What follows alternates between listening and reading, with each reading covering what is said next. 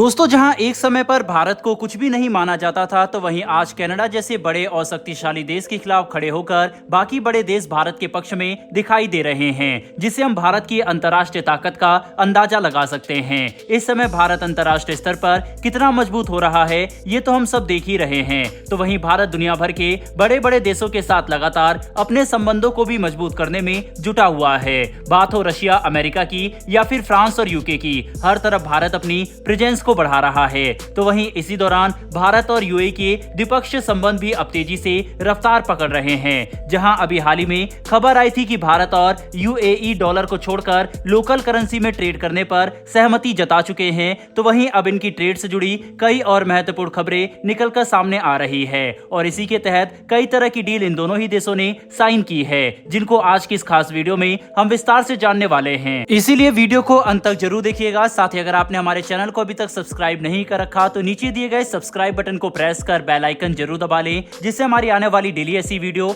आप तक सबसे पहले पहुंच सके। दरअसल दोस्तों, भारत के केंद्रीय मंत्री पीयूष गोयल भारत और यूएई के बीच निवेश को बढ़ावा देने के लिए संयुक्त अरब अमीरात के दौरे पर गए हैं। तो वहीं इस यात्रा के दौरान G20 देशों की बैठक में हुई ट्रेड कॉरिडोर की बातचीत के बाद खाड़ी यूरोप और दक्षिण एशिया के बीच व्यापार मार्ग को नया आकार देने का प्रयास चल रहा है। इसके अलावा इस यात्रा का एक फायदा और है कि अब भारत और यूएई टेक्नोलॉजी के क्षेत्र में विकास के लिए एकजुट होकर काम करेंगे और मिलकर उसका लाभ उठा सकेंगे, जिससे अब दोनों देशों की टेक्नोलॉजी इंडस्ट्रीज को मजबूती मिलेगी। दरअसल दोस्तों, दोनों देशों के बीच कॉमर्स और टेक्नोलॉजी इंडस्ट्री को बढ़ाने के लिए एक MOU पर हस्ताक्षर किया गया है। आपको बता दें कि उद्योग के क्षेत्र में सहयोग के लिए भारतीय उद्योग मंत्री पीयूष गोयल ने यूएई दौरे पर आबू धाबी इन्वेस्टमेंट अथॉरिटी के मैनेजिंग डायरेक्टर शेख हमीद बिन से मुलाकात की थी, जिसके बाद गोयल के इस दौरे पर दोनों देशों के बीच कई अहम समझौते हुए, जिसके चलते भारत और संयुक्त अरब अमीरात के बीच इंडस्ट्रीज और एडवांस टेक्नोलॉजी शेयर करने का रास्ता साफ भी हुआ। साथ ही साथ आपको बता दें कि पीयूष गोयल ने अपने बयान के जरिए ये खबर दी कि दोनों देश लोकल करेंसी यानी रुपए और दिरहम में व्यापार को और बढ़ाने पर विचार कर रहे हैं, जिसे यूएई के केंद्रीय बैंक और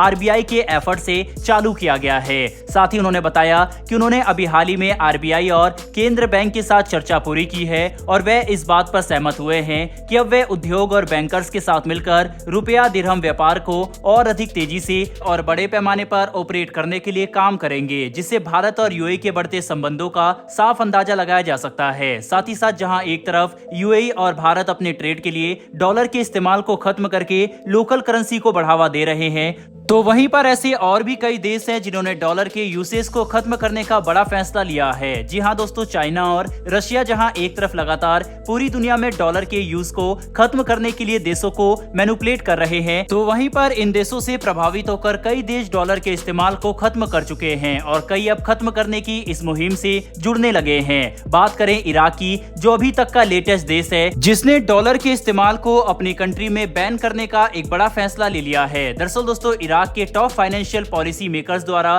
दिए गए बयान से पता चला है कि इराक अगले साल के शुरुआत से US डॉलर का इस्तेमाल अपने देश में बैन कर रहा है। बनाई गई इस नई पॉलिसी के अनुसार इराक के लोग अगर पैसा ट्रांसफर करना चाहते हैं तो ट्रांसफर कर सकते हैं। इनको डॉलर्स में कार्ड चाहिए तो वह भी मिल सकता है, लेकिन ये कार्ड सिर्फ इराक के अंदर ही यूज कर सकते हैं, वह भी ऑफिशियल रेट्स पर। साथ ही अगर आप अपने अकाउंट में जमा किए हुए डॉलर्स को विड्रॉ करवाना चाहते हैं तो आपको डॉलर्स नहीं बल्कि इराकी दिनार मिलेंगे, पर डॉलर कैश का इस्तेमाल अगले साल की शुरुआत से नहीं कर सकते। इस डेवलपमेंट के मेन रीजन ये है कि $5 बिलियन से ज्यादा का कैश जो कि न्यूयॉर्क से इंपोर्ट कराया जाता था, उसको काफी इलीगल एक्टिविटीज में इस्तेमाल किया जा रहा है, जिस वजह से क्राइम को कम करने और तो और डॉलर पर अपनी निर्भरता को खत्म करने के लिए इराक की सरकार ने ये बड़ा कदम उठाने का फैसला लिया है। साथ ही साथ अपनी लोकल करेंसी में व्यापार करने से उनकी करेंसी को भी बढ़ावा मिलेगा, जिसकी शुरुआत इस समय हर देश को है, क्योंकि आज हर देश खुद को